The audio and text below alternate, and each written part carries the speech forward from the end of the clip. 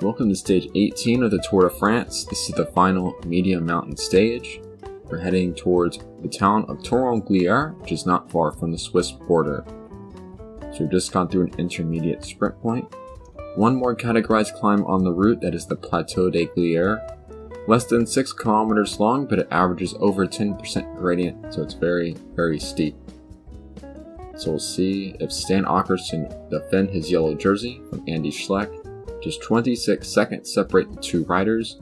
Schleck has made up a lot of time over the last few stages, and now he has a chance to finally take that yellow jersey away from Stan Ockers.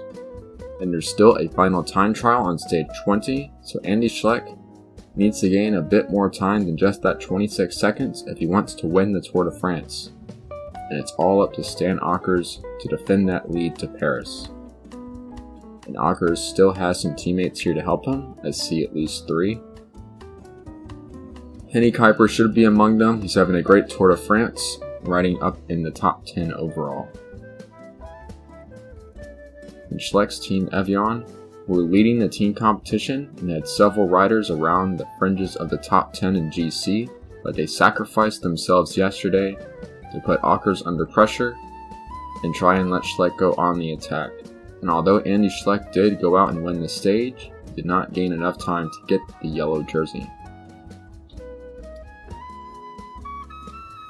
So we're heading on a short downhill, under 30 kilometers to go, and it's Philippe Gilbert leading the peloton down. This could be another opportunity for Marco Pantani, who's won 2 stages already in this Tour de France. A very steep climb should be well suited for him. Bobby Claire, Blackberry also have riders near the front of the pack. And for so much of this Tour de France, there were a lot of riders in contention for overall victory. At one point we had 4 riders less than a minute apart, and now it is a 2-man duel for that final yellow jersey. And I wonder how many people thought Andy Schleck would be this close to the race lead after what happened after the first time trial. But that's what can happen in the mountains of the Tour. But we've reached the bottom of the Plateau des Glières, and Ceramigas sending one of their riders to start the pacemaking. And on to the steep gradients now. Could we see an attack from Ceramigas as well? Is Andrew Hampston now up into the top 5 overall? Needs to gain some time to defend that 5th place in the time trial. But a gentle tempo being set, or I wouldn't call it gentle because some riders getting sent out the back, but certainly not putting the favorites in difficulty. 4Ks to the top. Gerrit Jan Tunissen just hanging on to the back of this group. But not anymore because he's been dropped.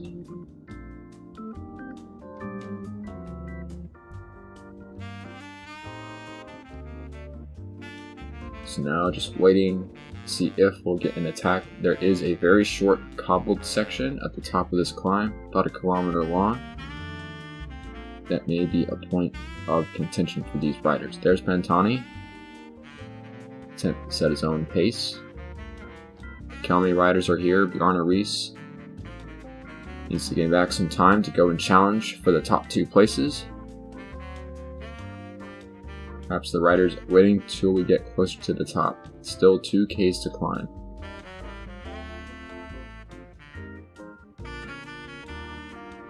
Evian have a lot of riders, and Stan Ockers near the back of this group, so now would be a good time to go if one of the riders has the legs to do it.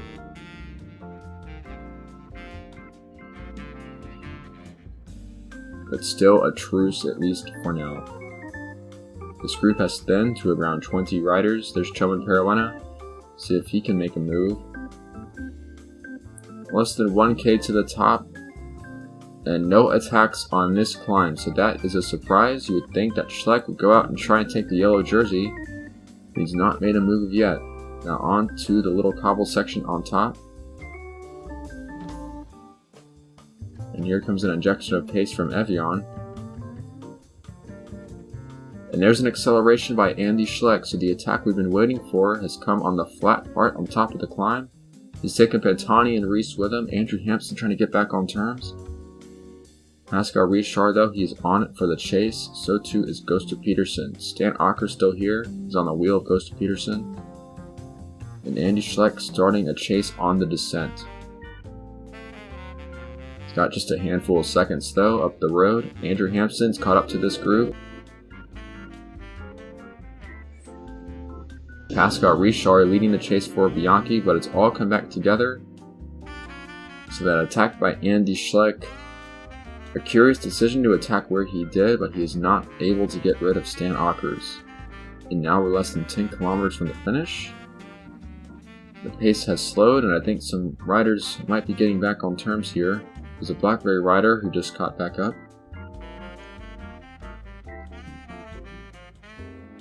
And now an Evian rider is back.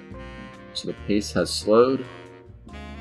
Perhaps this stage conceded by Evian unless they have one more trick up their sleeve in the last 5 kilometers. There's Jean-Pierre Donguillaume. Nobody wants to set the pace, and we're getting an attack by Marco Pantani, so he sees an opportunity here. Go out and get a stage win. Tommy Prim looking to chase, but then Prim is set up and Pantani is free to fly. Nobody's going to get to him, he's too close to the finish. So Pantani has caught them by surprise, and he will grab a 3rd stage win in this Tour de France, the 4th Tour Adidas. So they have made good to go out and hunt stages, and Julien Alaphilippe is going to win that sprint for 2nd place. Jean-Pierre Donguillaume of Evian is 3rd, and Chomin Perilena and Pascal Richard. The big favorites all in this group as well. Andy Schleck and Stan Ockers in on the same time with no time bonuses. So it looks good for Stan Ockers to go out and win the Tour de France, because I really do not expect Andy Schleck to make up 26 seconds in that last time trial. In fact, I'd expect him to lose quite a lot of time, and I think Schleck may be more concerned about defending his 2nd place from Bjarne Riis. Because Bjarne Riis is a very good time trialist, and the course is very well suited for him. So that will be one of the main storylines of that stage 20. But as for this stage, not the sort of fireworks we expected, but Marco Pantani. Well, when you're a stage hunter with no hope on GC, you can afford to go out and take some risk, and that's what he's done on that flat run into the finish. Accelerating away from the field, and the rest of them sat up and let the stage go away. Would have been a nice consolation prize for Evian if they could have won the sprint, but instead they've let Pantani go. And there's his margin of 18 seconds. Julien Alaphilippe leading that main group in 2nd place, then Donguillaume, Perilena, Richard, and Cyril Guimard in 6th, Tommy Prim, Stan Ockers, Andy Schleck, and Rigoberto Urán rounding out their top 10.